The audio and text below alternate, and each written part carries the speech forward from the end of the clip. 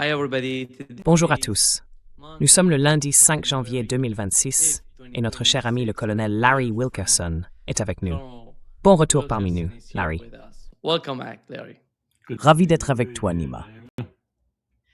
Larry, Larry, je suis sûr que beaucoup de personnes dans notre public veulent connaître ta compréhension de ce qui se passe au Venezuela dans l'affaire Maduro. with the case of Maduro.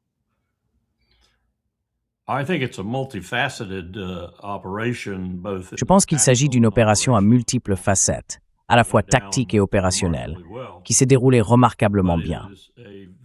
Mais c'est une situation très délicate, en raison du précédent qu'elle a créé et de ce qu'elle pourrait annoncer pour l'avenir, au-delà même de ses précédents. Laissez-moi vous donner un exemple, en fait plus d'un. Les propos de Trump sur le Groenland. Réfléchissez-y un instant. Je n'ai aucun doute qu'il va probablement agir en ce sens.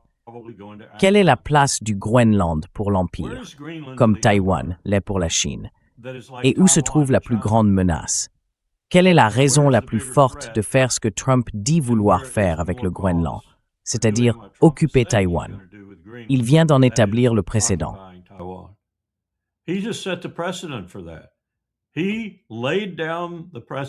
Il a établi le précédent, permettant à Xi Jinping d'utiliser tous les moyens nécessaires concernant Taïwan, car n'importe quel imbécile, même un idiot, sait que Taïwan représente une menace bien plus grande pour la Chine, avec son alliance tacite avec les États-Unis, que le Groenland n'en représente pour les États-Unis.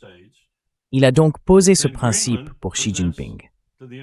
Xi pourrait prendre Taïwan demain matin, de la manière qu'il voudrait. Exercice militaire, opération spéciale, ou simplement en exerçant une pression à laquelle il ne pourrait pas résister. Il pourrait le faire demain matin. Et que dirions-nous? Comment pourrions-nous dire quoi que ce soit? Voilà donc la première chose vraiment horrible que Trump a faite. Et Poutine y a fait allusion, tout comme d'autres dirigeants mondiaux. C'est un précédent incroyablement mauvais à établir.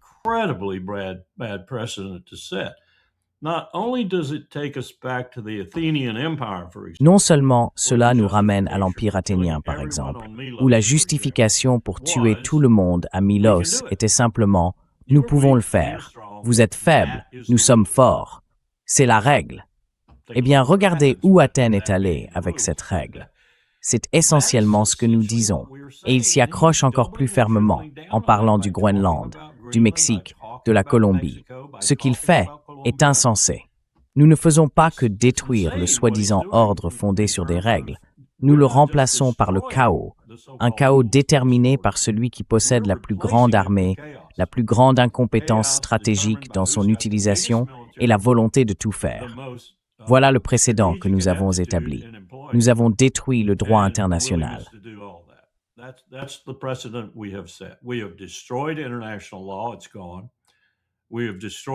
C'est fini. Nous avons détruit toute autorité que l'ONU aurait pu avoir. Elle devenait de toute façon de plus en plus inefficace. Gaza a provoqué cela. Mais Trump a aussi aidé et encouragé ce processus.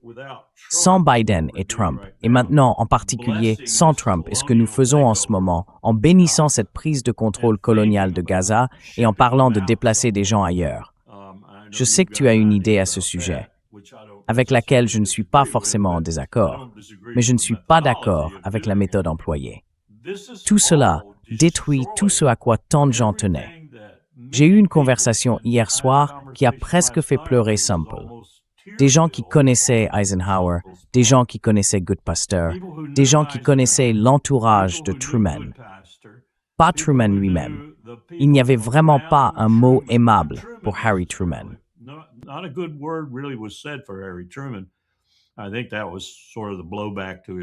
Je pense que c'était en quelque sorte la réaction à sa reconnaissance d'Israël. Mais ces gens étaient sincères lorsqu'ils parlaient de la Charte des Nations Unies. Ils étaient sincères. Eisenhower, en particulier, était sincère. Il avait vu l'effusion de sang. Il avait vu la destruction. Il avait vu les camps de concentration. Il savait que ce que représentait la Seconde Guerre mondiale, c'était le point le plus bas de l'histoire humaine. 100 millions de victimes. Presque tout le monde dans le monde touché d'une manière ou d'une autre. Des grandes nations pratiquement détruites. 10, 15, 20 ans et des milliards de dollars pour les reconstruire. Il avait vu tout cela. Ils prenaient leur tâche au sérieux. Créer les Nations Unies et tenter d'élaborer un cadre pour les relations internationales qui puisse fonctionner sans cette guerre constante et sans guerre mondiale en particulier.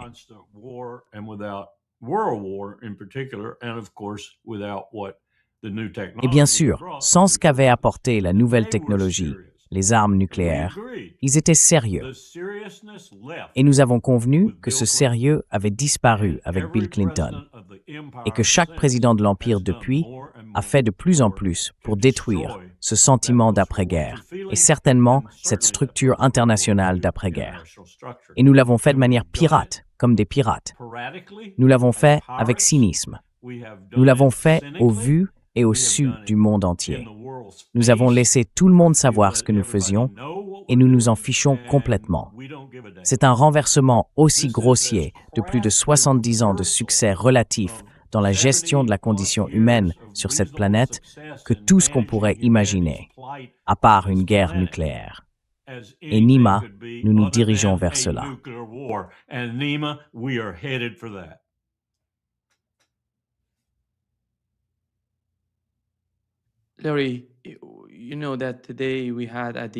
Larry, tu sais qu'aujourd'hui, à l'ONU, on parlait de la situation au Venezuela. Et voici ce qu'a dit Marco Rubio. Ce n'était pas à l'ONU, mais il a évoqué la situation au Venezuela.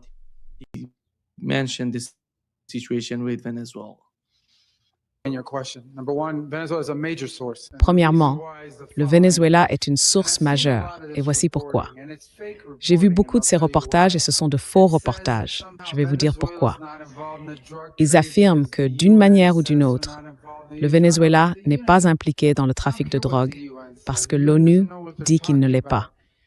Je me moque de ce que dit l'ONU. L'ONU ne sait pas de quoi elle parle. Maduro a été inculpé par un grand jury du district sud de New York. Cela signifie que le district sud a présenté des preuves à un grand jury et que le grand jury l'a inculpé. Ensuite, un acte d'accusation de remplacement a été publié, déclassifié il y a environ 1 an et demi, qui détaillait spécifiquement les actions de Maduro. Donc, premièrement, qu'il n'y ait aucun doute, Nicolás Maduro est un trafiquant de drogue, inculpé aux États-Unis, et il est un fugitif de la justice américaine. Il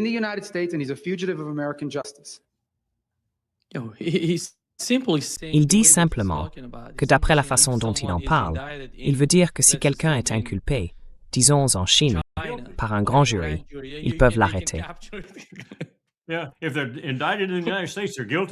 Oui, s'ils sont inculpés aux États-Unis, ils sont coupables. Bon sang, ils sont coupables. Et Marco le sait. Ils sont coupables. C'est l'argument le plus ridicule que j'ai jamais entendu, mais ce n'est pas la chose la plus ridicule qu'il ait dite au cours des dernières 48 heures. J'en ai vu une qui était d'une stupidité ahurissante.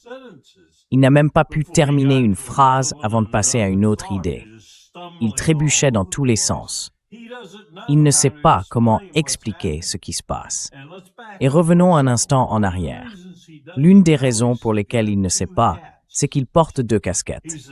Il est conseiller à la sécurité nationale et il est censé être là pour encadrer et discipliner des décisions comme celle-ci.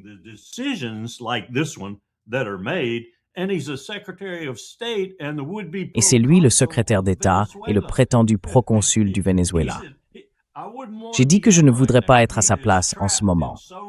Il est piégé de tant de façons qu'il ne peut plus s'exprimer de manière intelligible. Et c'en était un exemple, même si c'était un peu plus clair que ce que j'ai entendu plus tôt dans la journée. C'était complètement décousu. Voilà ce qui arrive quand il n'y a aucun processus. On a Trump. C'est vraiment ce qui se passe ici dans le processus décisionnel des États-Unis d'Amérique. Ce n'est pas conforme à la loi de 1948. Ce n'est pas conforme à l'évolution de ce processus au cours des 60 ou 70 dernières années. Ce n'est conforme à rien d'autre qu'à la bouche de Trump.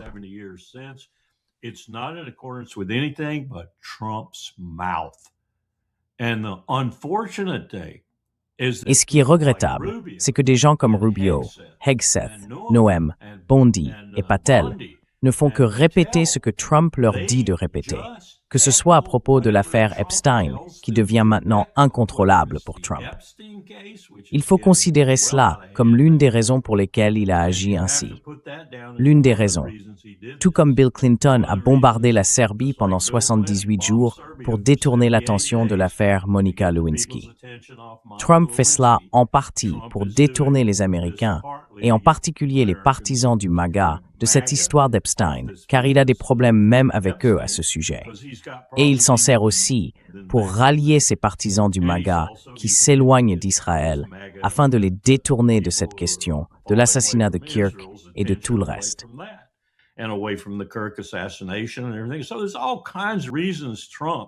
Il y a donc toutes sortes de raisons pour lesquelles Trump, qui est vraiment un politicien astucieux et malveillant, agit ainsi, au-delà du pétrole et des autres choses que nous savons clairement être les raisons fondamentales de notre action.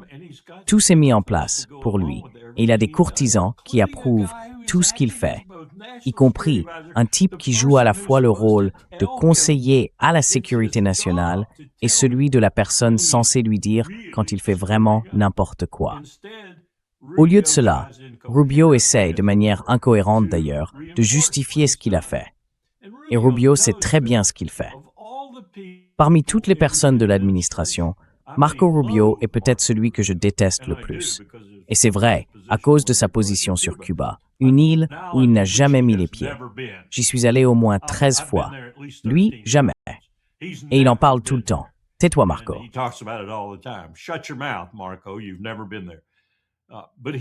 Tu n'y es jamais allé. Mais lui, au moins, il a un cerveau. C'est le seul membre de l'administration qui en a un. C'est pourquoi Tucker Carlson a dit « Ne le nommez pas vice-président, car ils voudront s'en prendre à lui. » Il a un cerveau, mais c'est un cerveau malfaisant. Pourtant, il ne fait rien dans son autre fonction, celle de conseiller à la sécurité nationale, à part jouer les courtisans et servir de caisse de résonance pour Trump. C'est le poste le plus important que le Congrès ait créé après la Seconde Guerre mondiale. Et il n'a même pas vraiment été créé par le Congrès. Il découle de la loi sur la sécurité nationale de 1947. Il n'est même pas mentionné dans cette loi. Et Dwight Eisenhower a eu l'intelligence de comprendre que le Congrès, en adoptant cette loi, avait en quelque sorte oublié quelque chose. Et c'est ce quelque chose qu'il a commencé à construire. C'était Andy Goodpaster.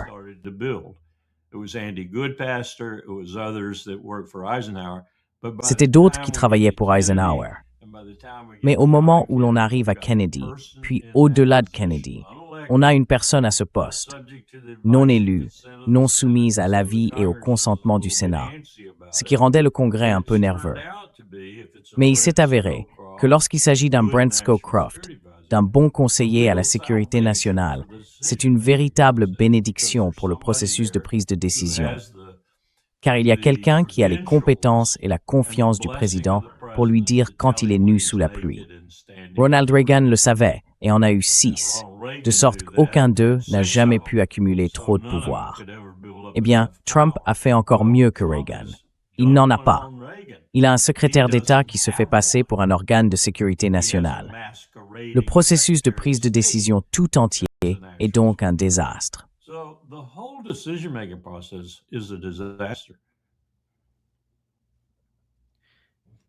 Marco Rubio affirme que la situation au Venezuela est différente de ce qui s'est passé en Irak, en Afghanistan et en Libye. Parce que nous ne sommes pas là en force. C'est la seule différence.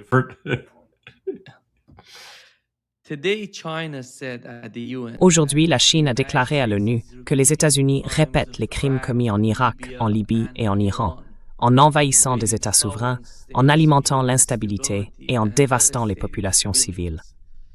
Et Donald Trump ne compte pas reculer. Il parle, comme vous l'avez mentionné, de la Colombie et de Cuba.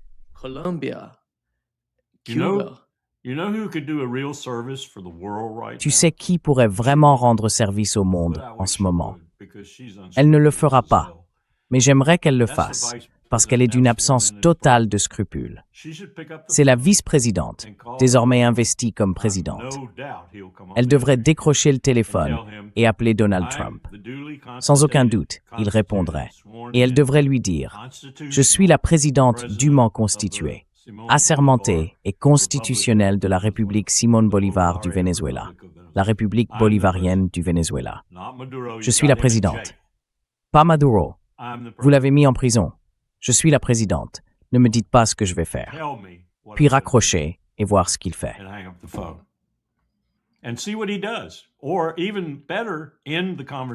Ou encore mieux, terminer la conversation par « Ne me dis pas ce que je vais faire. Tu ferais mieux de te préparer à venir me chercher. Tu es prêt à venir me chercher. » Puis raccrocher. C'est ce qu'elle devrait faire. Que ferait Donald Trump? Il serait dans une situation impossible, par excellence. Est-ce que je lance une autre opération militaire? Cette fois, est-ce que j'envahis vraiment? Cette fois, est-ce que je laisse des troupes dans le pays? Je veux dire, quel choix aurait-il si elle se levait et disait « Je suis la présidente dûment nommée, élue, tu sais, constitutionnelle, peu importe ce qu'ils disent au Venezuela, de mon État maintenant. Ferme-la ou viens me chercher. » Qu'est-ce qu'il ferait, bon sang? What the hell would he do?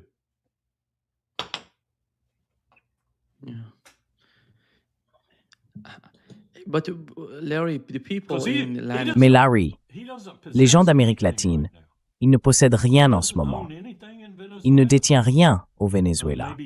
Peut-être qu'il a encore quelques agents résiduels de la CIA et d'autres personnes dans le pays, mais ils ne possèdent rien. Ils ne peuvent rien détenir. Ils ne peuvent rien occuper. Ils ne peuvent pas extraire de pétrole. Et tu sais ce qu'elle pourrait faire d'autre? Et je t'assure qu'elle pourrait le faire.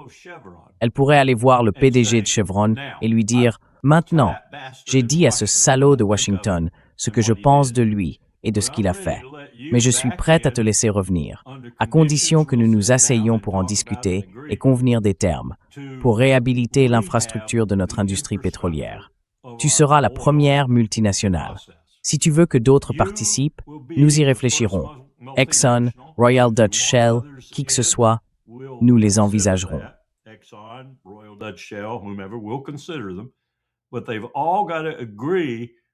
Mais ils doivent tous accepter ce que nous acceptons, c'est-à-dire ce dont Donald Trump a parlé. Et cela concerne son intention de le faire, tout autant que la mienne de sortir et de me faire sauter la cervelle. Vous savez, le partage des richesses avec les Vénézuéliens doit être un nouveau pacte. Il faut que ce soit vous faites vos bénéfices, mais la majorité de ces bénéfices revient aux personnes qui possèdent le pétrole.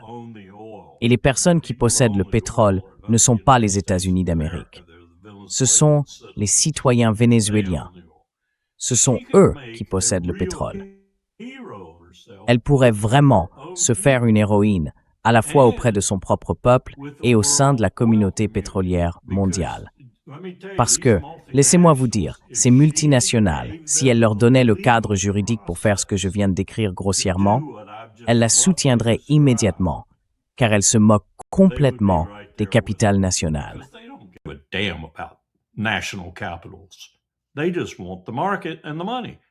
Ils veulent seulement le marché et l'argent, et ils jouent là-dessus. Ils en profitent. Elle pourrait le faire si elle était vraiment convaincue et courageuse dans ce qu'elle veut accomplir. Mais ce que j'ai entendu à son sujet n'est pas bon. Alors je me dis simplement, tu vois, j'aimerais qu'il y ait quelqu'un comme ça là-dedans. J'aimerais qu'il y ait quelqu'un prêt à le faire. Parce que qu'est-ce qu'il va faire? Le défier? Qu'est-ce qu'il va faire? Envahir ton pays? Eh bien, si cela arrive, tu le tiens par les parties sensibles, parce que ce serait un autre Vietnam. Beaucoup de gens vont mourir. Ce serait tragique, mais je serais prêt à prendre ce risque juste pour renverser la situation et annuler ce précédent qu'il a établi presque aussi vite qu'il l'a créé.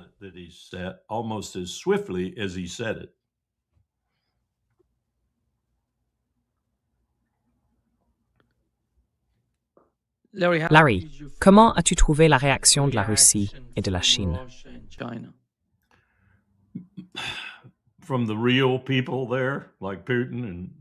De la part des véritables acteurs là-bas, comme Poutine et Lavrov, C'était réfléchi, mesuré. Je pense que nous avons maintenant abattu notre dernière carte face à Poutine. Je crois qu'il comprend parfaitement désormais, et c'était quelqu'un de difficile à convaincre sur ce point. Mais je suis persuadé qu'il le sait maintenant, que nous sommes peu fiables, trompeurs, qu'il ne vaut pas la peine de nous écouter ni de traiter avec nous.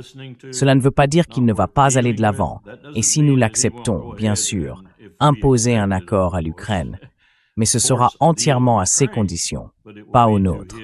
Et cela signifie aussi qu'il va poursuivre sa riposte à cette affaire de tentative d'assassinat contre lui.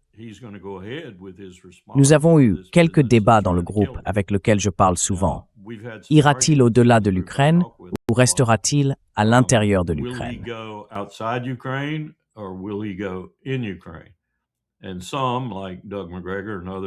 Et certains, comme Doug McGregor et d'autres, pensent que ce sera à l'intérieur de l'Ukraine.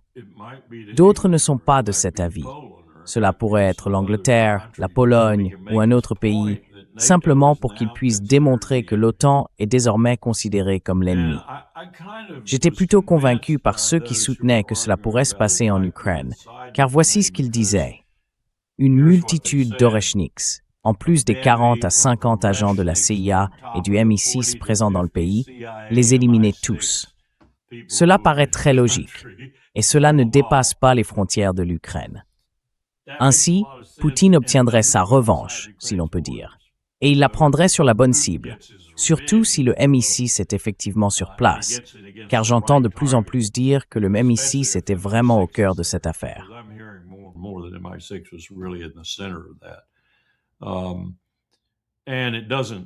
Et cela ne s'étend pas, comme je l'ai dit, à l'OTAN proprement dite. Parce que lorsque ça s'étend à l'OTAN proprement dite, il faut, comme quelqu'un l'a souligné, prendre en compte l'article 5. Vous savez, une attaque contre l'un est une attaque contre tous, même si c'est l'Estonie, la Lettonie, la Pologne, peu importe. C'est une attaque contre l'OTAN. Quand j'ai entendu cet argument et que je l'ai écouté, je me suis dit oui, c'est probablement ce que Poutine fera. Il frappera un actif de l'OTAN, clairement un actif de l'OTAN, et clairement lié à la frappe de drone qui visait probablement à le tuer. Et ils le feront de manière dévastatrice.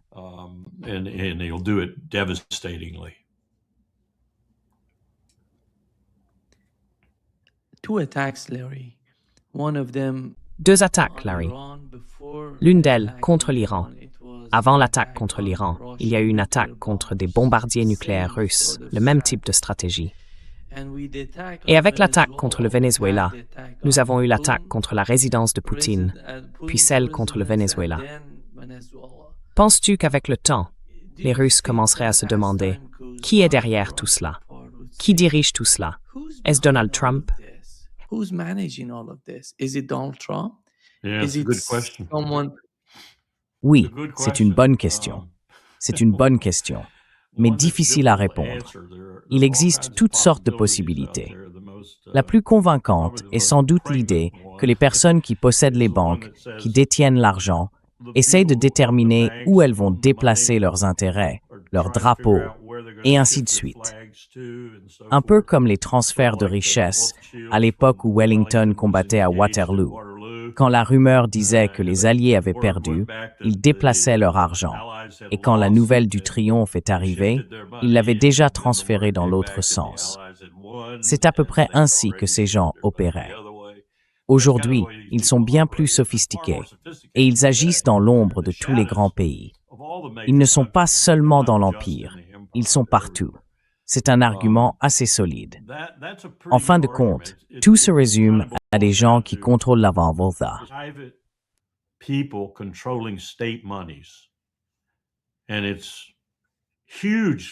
Et c'est extrêmement impacté. Par exemple, si nous devions soudainement nationaliser nos banques. Si nous faisions cela, ce serait la chose la plus désastreuse que nous pourrions faire pour la vie et la fortune de ces gens, en ce moment même. Non pas qu'ils ne finiraient pas par se rétablir, se battre et gagner, ils sont terriblement puissants, Mais cela pourrait bien être ce qui orchestre une grande partie de tout cela. Et les gens disent « Oh, c'est une fichue théorie du complot. » Désolé les amis, mais c'est ce qui dirige le monde depuis environ 500 ans, et probablement même avant, si nous en savions davantage. Hier, j'ai déjeuné avec un Américain d'origine iranienne, Nima Al-Khorshid. Je ne sais pas si vous le connaissez. Et c'est en quelque sorte un expert de Cyrus le Grand. Nous parlions de Cyrus, de l'Empire perse en général à cette époque, et de la manière dont les Juifs voyaient Cyrus. Le terme juif pour désigner Cyrus dans de nombreux documents est Messie.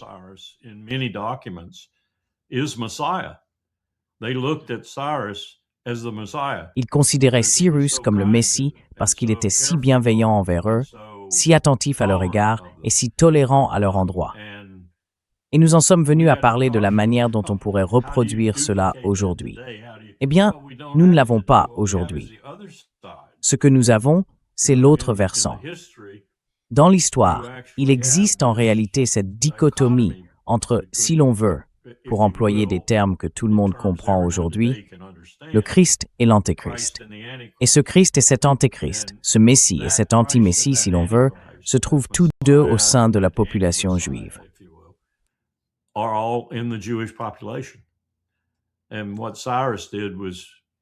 Et ce que Cyrus a fait, c'est qu'il a reconnu cela.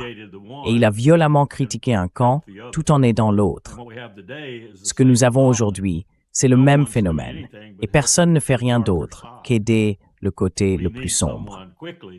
Nous avons besoin de quelqu'un, rapidement, pour commencer à aider le côté le plus lumineux. Je ne sais pas si cela a du sens, mais c'est en quelque sorte la leçon d'histoire que j'ai reçue hier à déjeuner. Il y a quelque chose là-dedans. Il y a quelque chose dans toute cette affaire du bien et du mal, la façon dont ils s'organisent dans le monde et dont ils sont financés. Tous les deux. La façon dont ils sont financés. Et ce qui est extraordinaire, c'est que parfois on découvre, et j'y inclurai Gates, j'y inclurai d'autres comme Gates, Bezos, je les y mettrai, ces personnes censées être humanitaires, vous savez, qui font ceci et cela.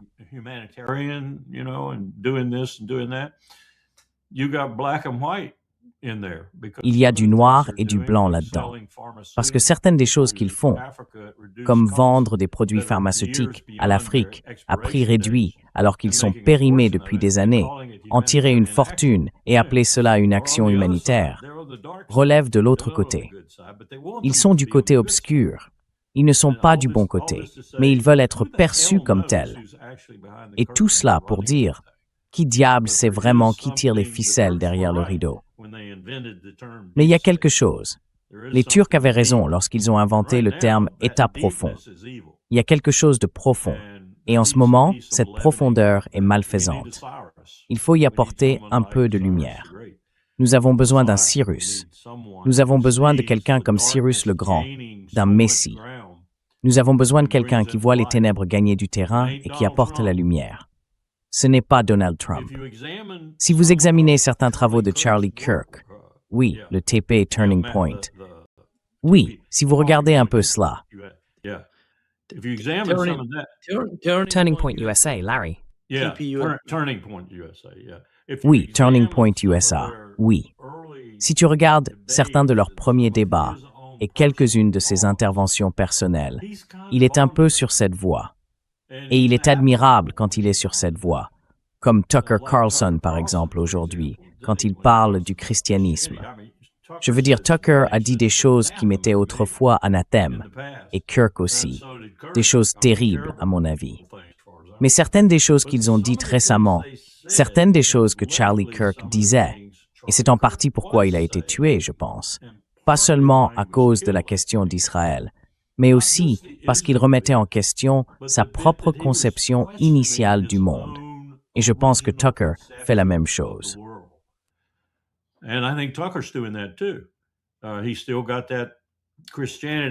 Il garde encore bien en vue ce christianisme, et pas qu'un peu.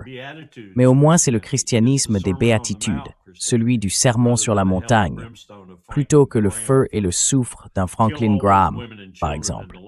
Tuez toutes ces femmes et ces enfants et les agneaux, et anéantissez, Débarrassez-vous des oliveraies et de tout le reste. Voilà Franklin Graham. Je deviens presque théologique. Mais il existe bien cette tendance dans le monde à osciller entre ces deux pôles. Et en ce moment, nous sommes sur la face sombre de la Lune, et Trump en est l'orchestrateur. Et il pensait qu'il serait l'orchestrateur de la lumière.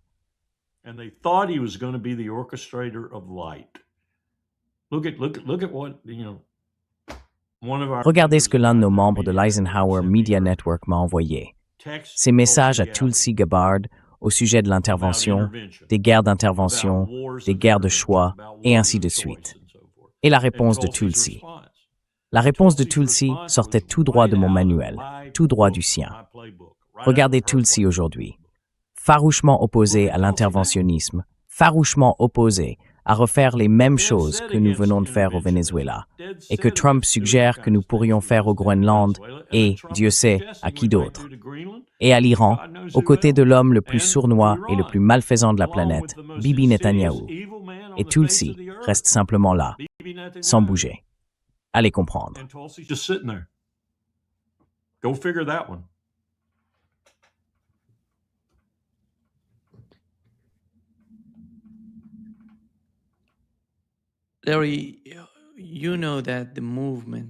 Larry, tu sais, le mouvement MAGA, sa base, son fondement, s'est construit sur l'idée que Donald Trump est un outsider.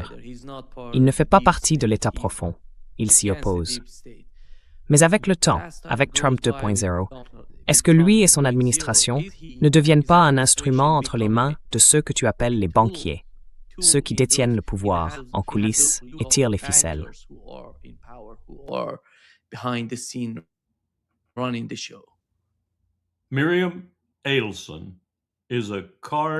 Miriam Adelson est une membre à part entière, certifiée, véritable. Son mari en était le principal membre du Deep State.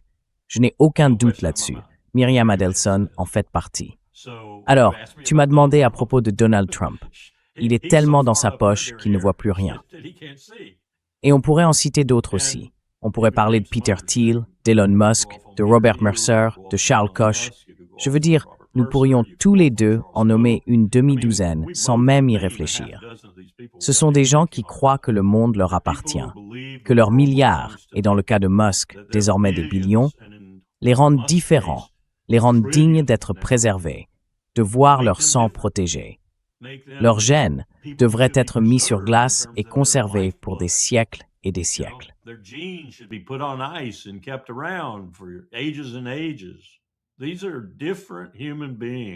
Ce sont des êtres humains différents, et pourtant, ils ne le sont pas. Nous avons eu ce genre de personnes tout au long de l'histoire humaine. C'est simplement que la technologie et l'argent aujourd'hui, ainsi que la manière dont nous avons façonné le capitalisme mondial, que j'appelle le capitalisme prédateur, les ont rendus si puissants que si nous ne faisons rien à propos du système économique, même que nous avons créé et répandu dans le monde, système que la Chine a poussé à l'extrême, peut-être à un degré qui pourrait, disons, non pas le modifier, mais l'adoucir un peu.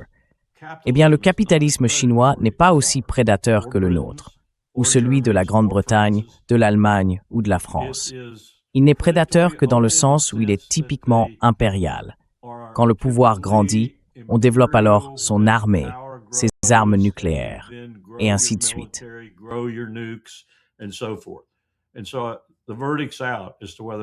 Ainsi, le verdict n'est pas encore rendu quant à savoir si la Chine sera finalement corrompue par le même capitalisme qui a corrompu tout le monde, principalement nous, mais aussi nos alliés. Je ne sais pas. Je pense que c'est une question majeure pour le XXIe siècle. La Chine est-elle capable d'être différente dans la manière dont elle diffuse sa richesse capitaliste, comparée aux anciens capitalistes prédateurs? Je ne sais pas. C'est une immense question. On pourrait dire que si elle est guidée par les préceptes de l'école centrale du parti, qui sont essentiellement confucéens, oui, cela pourrait arriver.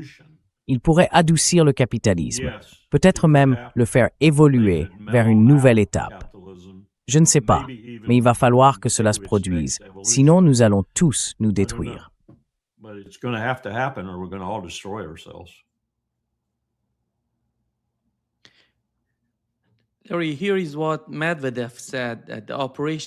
Larry, voici ce que Medvedev a déclaré lors de l'opération à Caracas. Cela est devenu la meilleure preuve du fait que tout État doit renforcer au maximum ses forces armées. Lorsqu'il parle d'un renforcement maximal garantissant une protection fiable du pays, il veut dire que la seule chose qui peut réellement renforcer l'armée, c'est un arsenal nucléaire. Et il écrit « Vive les armes nucléaires ».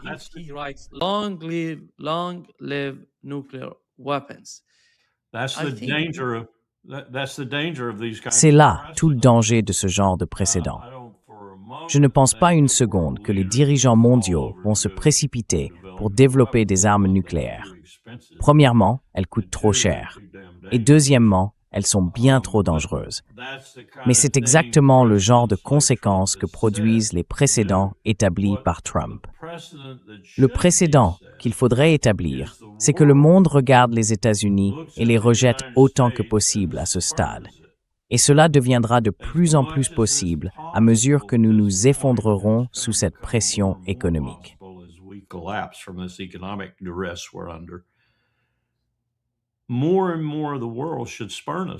De plus en plus de pays dans le monde devraient nous rejeter, ne pas suivre notre exemple, ne pas faire ce que dit Medvedev et se lancer dans le développement d'armes nucléaires pour que nous puissions nous les lancer les uns contre les autres dans un holocauste ultime, mais adopter une approche totalement différente. Ce que je disais à propos de la première puissance mondiale, la Chine.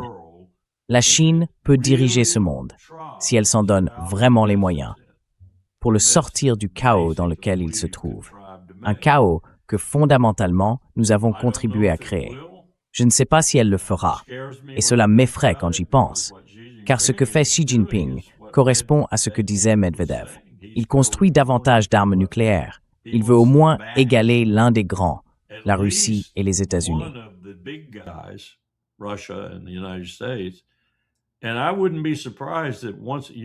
Et je ne serais pas surpris que, une fois que, vous savez, on satisfait son appétit de cette manière, une fois que la Russie atteint environ 6 000 et les États-Unis environ 5 900, soit à peu près 12 000 ensemble, la tendance soit de vouloir égaler les deux à la fois. Maintenant, peut-être que l'alliance, tacite ou non avec la Russie, atténuera un peu cela.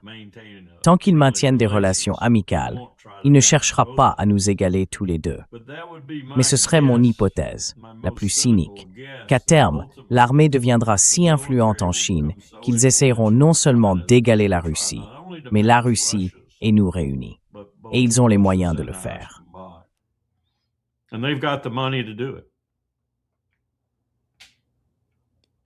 Je pense qu'ils ont tout ce qu'il leur faut pour le faire et qu'ils le peuvent. Et Donald Trump leur donne toutes les raisons de la faire.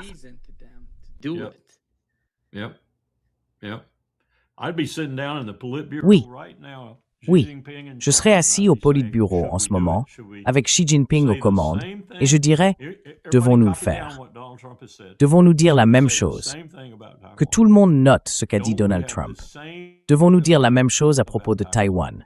N'avons-nous pas le même raisonnement à propos de Taïwan? Et n'est-ce pas une menace encore plus grande pour notre sécurité nationale? Ou bien nous pourrions proposer, voici une alternative, Wang Yi.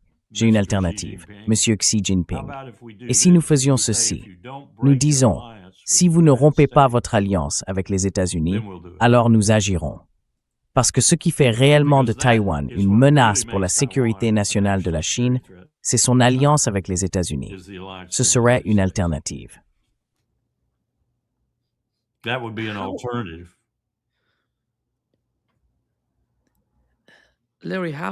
Larry, comment diable Lindsey Graham est-il devenu le plus proche allié de l'administration Trump et de Donald Trump lui-même? Je me demande chaque jour comment Lindsey Graham a pu naître. Je n'ai pas de réponse à cette question. Pourquoi la providence divine, comme George Washington l'appelait, a-t-elle permis la naissance de Lindsey Graham? Eh bien, la même providence divine a permis celle de Bibi Netanyahou. Ils devraient aller dans la tombe ensemble, en s'enlaçant. Lindsay aimerait ça. Lindsay aimerait enlacer Bibi Netanyahu. Lindsay would like hugging Bibi. Israelis, Larry, Donald Trump today was asked about. Les Israéliens, Larry, aujourd'hui, on a demandé à Donald Trump ce qu'il pensait de l'Iran, et il a déclaré qu'il était prêt à attaquer l'Iran. Il a lancé cette nouvelle formule. S'ils tuent leur peuple, je n'ai pas d'autre choix que d'y aller, de les battre et de les attaquer. Certains médias israéliens affirment que ce qui s'est passé au Venezuela a été la dernière répétition avant une attaque contre l'Iran. Jusqu'où Donald Trump irait-il dans une attaque contre l'Iran, compte tenu de toute l'expérience acquise jusqu'à présent en mer Rouge, à Bab el-Mandeb, de la guerre de 12 jours entre l'Iran et Israël et de la situation actuelle au Venezuela?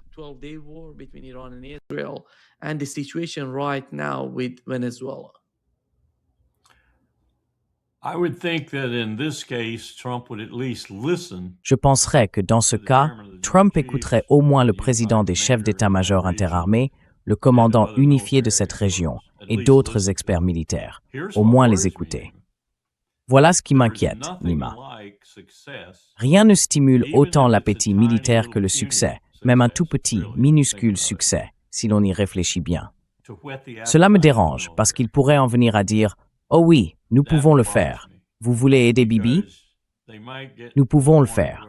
Nous pouvons mener des bombardements 24 heures sur 24. Et si cela ne suffit pas, nous pouvons envoyer des forces spéciales au sol, et elles feront le travail pour nous. » Parce qu'ils ont, à bien des égards.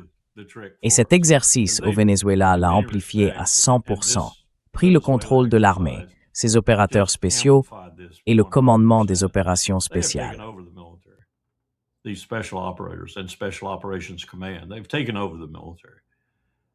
Ils ont pris le contrôle de l'armée.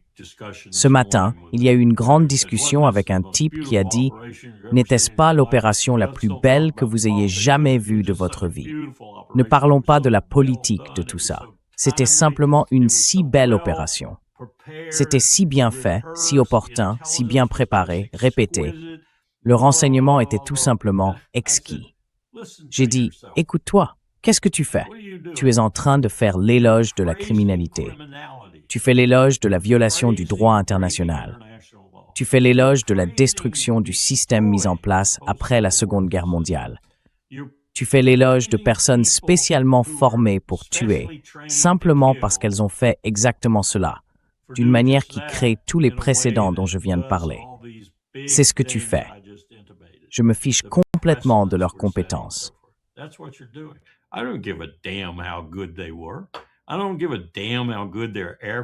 Je me fiche complètement de la qualité de leurs avions, de la puissance de leurs armes ou du faible nombre de personnes qu'ils ont tuées. Enfin, si ça m'importe, mais ils n'auraient dû tuer personne, tout simplement. Tu ne regardes pas le problème dans son ensemble. Et c'est ça qui m'inquiète avec l'Iran, que cette armée se croit invincible dans tous les domaines, tant qu'elle ne reste pas sur place pour occuper le territoire. Ma plus grande question à propos de l'Iran, c'est comment diable peux-tu espérer avoir un impact si tu ne restes pas pour occuper le terrain? Parce que 90 millions de personnes ne vont pas rester là où tu les mets. Regarde simplement le Venezuela en ce moment. Qu'est-ce qu'ils pensent? Qu'est-ce qu'ils font? Quelle est leur véritable motivation en tant que peuple? Sont-ils prêts à accepter cela? Sont-ils prêts à y faire face?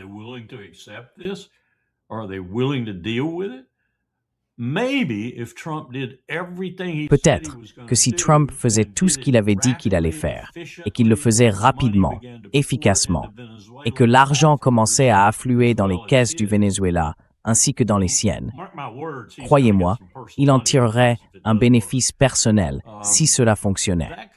Cela pourrait vraiment être positif et servir d'exemple. Et cela effacerait en quelque sorte la patine de, vous savez, l'opération qui a brisé les précédents. Mais je ne pense pas une seconde que Trump va faire cela. Et je ne pense pas une seconde qu'ils vont le faire pour l'Iran non plus. Tout tourne autour d'obtenir ce que nous voulons au prix le plus bas et pour le plus longtemps possible. Vous savez, il pourrait envoyer un bataillon au Groenland demain, 900 hommes et femmes, et dire au Danemark, l'affaire est conclue, venez le reprendre. Et ne pensez pas qu'il n'y songe pas. Et ne pensez pas que Hegseth ne lui dise pas, je peux le faire.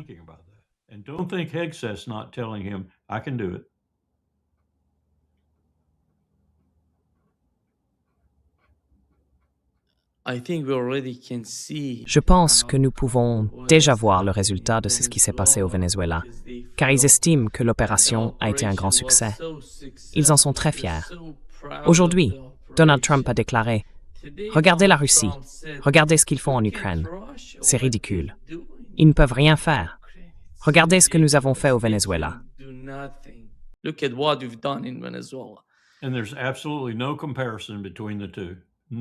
Et il n'y a absolument aucune comparaison possible entre les deux.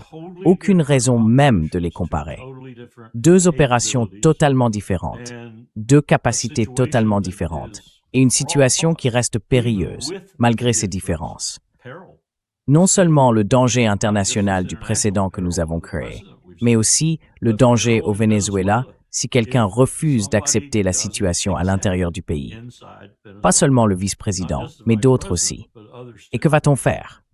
On ne va pas envoyer une force multinationale là-bas s'il y a une armée vénézuélienne, des guérilleros ou d'autres groupes qui s'y opposent. Ils n'iront pas, je vous le garantis. C'est une chose qui effraie terriblement les multinationales. Donc je veux dire, ce n'est en rien une affaire réglée. Tout dépend de ce que feront les Vénézuéliens.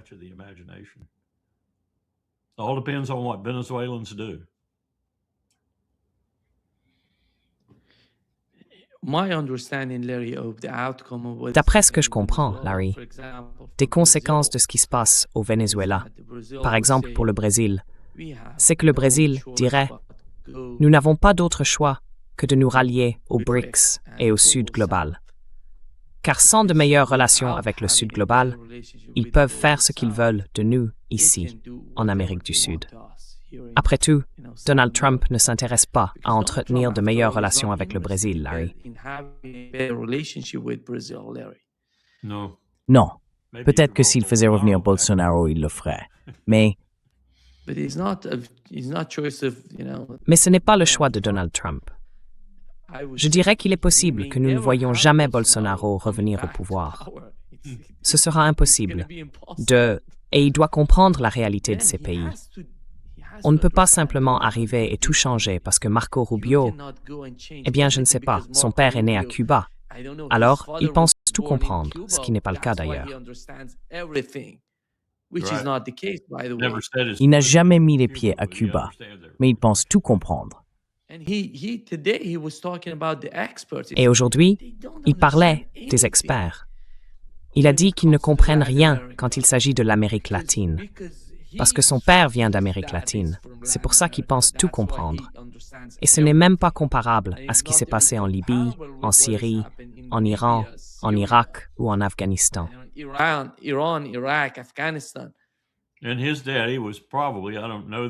Et son père, il était probablement, je ne le sais pas avec certitude, mais je parierais qu'il ressemblait à beaucoup d'expatriés actuellement en Floride, venus de Cuba, du Venezuela, de Colombie et d'ailleurs. Des gens qui ont quitté leur pays parce qu'ils étaient des escrocs. C'étaient des escrocs, alliés à d'autres escrocs aux États-Unis, des escrocs aussi bas que Meyer Lansky et Lucky Luciano, et ainsi de suite. Tout comme les gens de Cuba que Fidel Castro a expulsés. Aujourd'hui, ils vivent aux États-Unis et leurs enfants ont grandi. Dans certains cas, leurs petits-enfants approchent de l'âge adulte.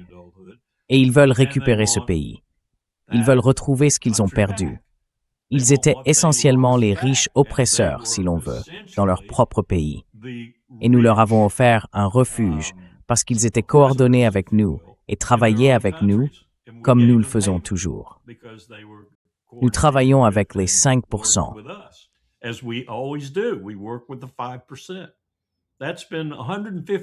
Cela fait 150 ans que nous subissons ce sort en Amérique du Sud et en Amérique latine en général. Nous avons travaillé avec des gens qui violaient leur propre peuple, simplement pour les rendre plus riches, et nous aussi. C'était notre philosophie. C'est ainsi que nous faisions les choses. Il suffisait de regarder Nixon et Kissinger, le Chili et Allende, pour comprendre cela de manière éclatante.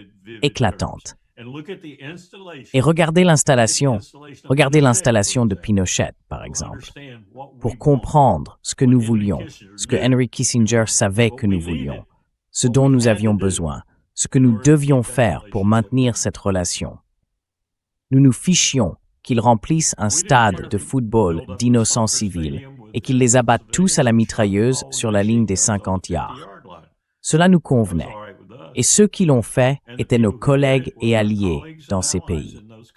Ensuite, ils ont déménagé en Floride, certains d'entre eux en tout cas, les Cubains.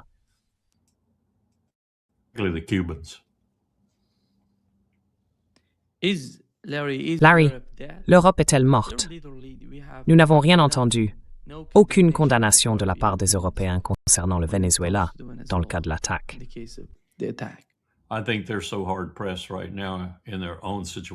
Je pense qu'ils sont tellement acculés en ce moment dans leur propre situation, sur le plan économique et sécuritaire, qu'ils ne feront aucune déclaration contre l'Empire qui ne soit pas motivée par l'intérêt ou le profit, tu vois.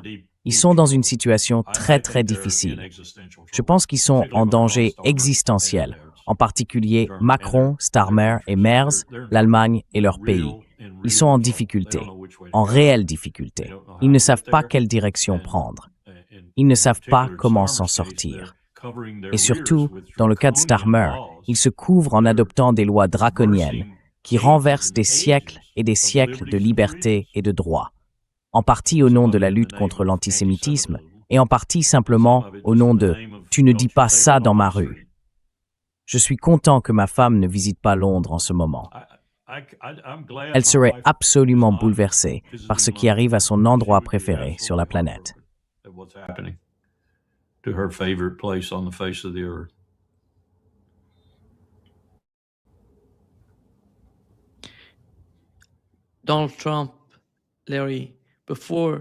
Donald Trump, Larry, avant son investiture aux États-Unis, il y avait un cessez-le-feu au Moyen-Orient. Et nous l'avons vu, nous pensions qu'il allait faire beaucoup en ce qui concerne le conflit en Ukraine, ce qui s'y passait. Mais la situation au Moyen-Orient s'aggrave. Aujourd'hui, Israël a de nouveau attaqué le Liban. Today, Israel attacked Lebanon again. They're preparing to start a new war. Il se prépare à déclencher une nouvelle guerre contre l'Iran. La situation en Ukraine ne semble pas avoir de fin en vue, surtout à cause de ce que fait Donald Trump en Amérique latine. Et ils sont prêts à y étendre ce genre de chaos. Ils en parlent. Au moins, ils en parlent. Alors, Donald Trump rend-il le monde plus chaotique, d'une certaine manière? Parce qu'après tout, quand on se met à la place des Chinois ou des Russes, comment comprendre un tel comportement? Comment pouvons-nous gérer les États-Unis sous l'administration Trump? Ce sont, à mon avis, des questions énormes qui occupent actuellement leurs esprits.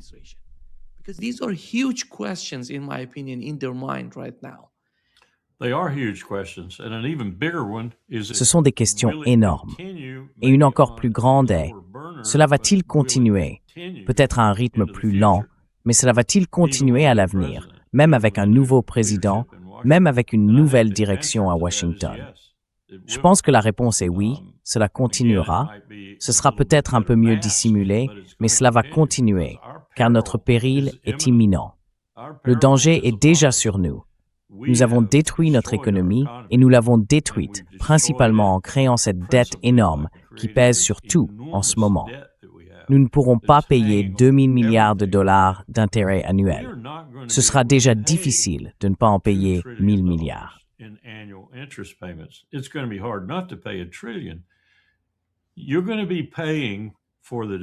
Vous allez continuer à payer pour le département de la Défense s'ils persistent dans la lâcheté qu'ils ont montrée jusqu'à présent.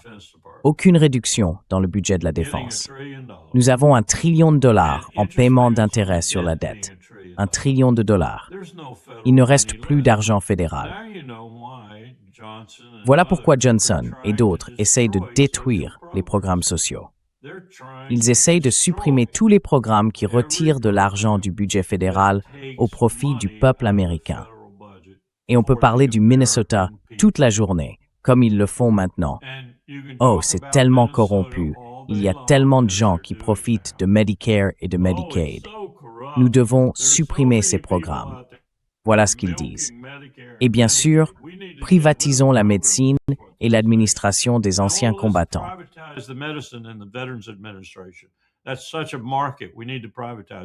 C'est un tel marché. Nous devons le privatiser. Tout cela se produit parce que nous traversons une crise financière incroyable. Et ils pensent que la façon d'équilibrer les comptes, pour ainsi dire, ce qui est désormais impossible, mais de s'en approcher, c'est de détruire tous ces programmes sociaux, de s'en débarrasser. Et Johnson poursuit cet objectif. Ce sera son héritage en tant que président de la Chambre. Il va supprimer tout, des programmes d'assurance à Medicare, à Medicaid, à la sécurité sociale. Il va tous les éliminer. Ce qu'ils vont découvrir en faisant cela, c'est qu'ils vont susciter une animosité incroyable parmi le peuple américain, surtout chez ceux qui ont, disons, entre 70 et 80 ans.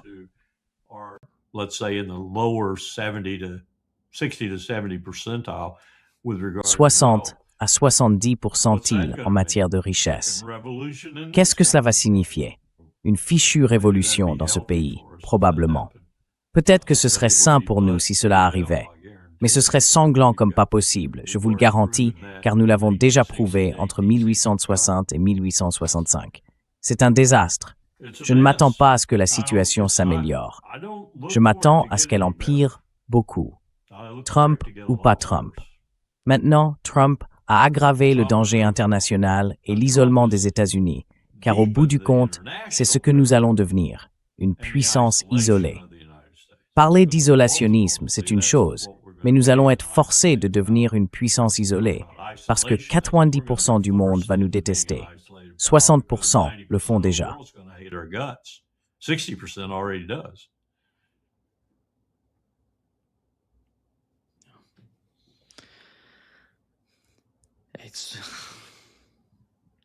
Je ne sais pas quoi dire non plus. Les gens continuent de m'envoyer des emails pour me demander quoi faire. Et je leur réponds toujours, « Eh bien, ne me demandez pas à moi, je n'ai aucune idée de ce qu'il faut faire avec ce groupe. » La dette est tout simplement énorme. C'est impressionnant quand on la regarde. Des gens des sociétés financières et d'ailleurs continuent de m'envoyer des emails en disant « Il y a 600 000 milliards de dollars dans le monde. Il n'y a aucun problème. Il suffit de les prendre. » Oui, d'accord. Ou alors ils disent, eh bien on fera une grande guerre, une très grande guerre, une vraiment grande guerre. On gagne toujours de l'argent avec les guerres. Eh bien, on ne gagne pas toujours de l'argent avec les guerres. Notre dette issue de la guerre d'indépendance nous a hantés pendant des années et des années. C'est l'une des raisons pour lesquelles Alexander Hamilton a fini par obtenir ce qu'il voulait avec le système Steth.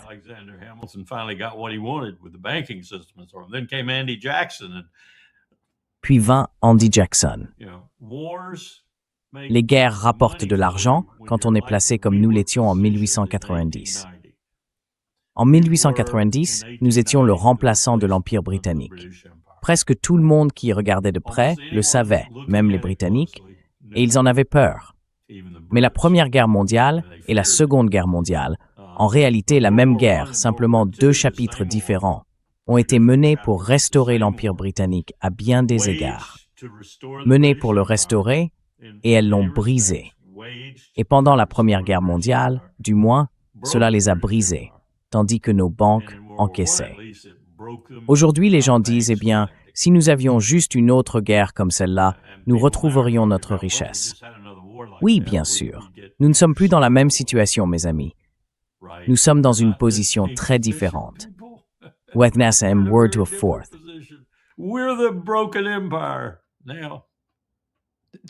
Le monde a changé, vraiment beaucoup.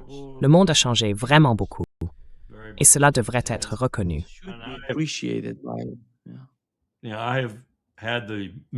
J'ai eu le malheur, enfin, à la fois la chance et le malheur, de vivre 80 ans et de voir ce changement de près, personnellement.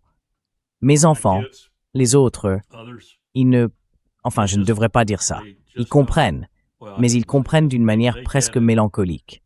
et ils ne devraient pas être dans cette situation. J'ai vraiment de la peine pour eux, en sachant qu'ils vont vivre le reste de leur vie. Et dans le cas de mes petits-enfants, peut-être encore 50 ou 60 ans, s'ils ne sont pas tués par la guerre ou autre chose. Et ce sera difficile. Ce sera très difficile. Nous aurons de la chance, Nima, si nous ne nous effondrons pas, si en fait notre pays ne s'effondre pas de l'intérieur. Actually, domestically fall apart.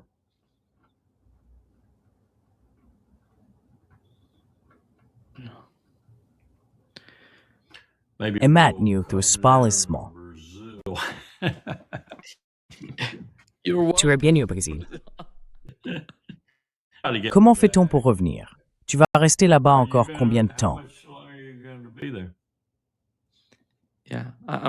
Oui, je vais te parler juste après ça. Oh d'accord, juste un petit moment. On va conclure puis on parlera. D'accord, merci Larry. Thank you, Larry. Bien sûr. Thanks. Merci à notre public. Sometimes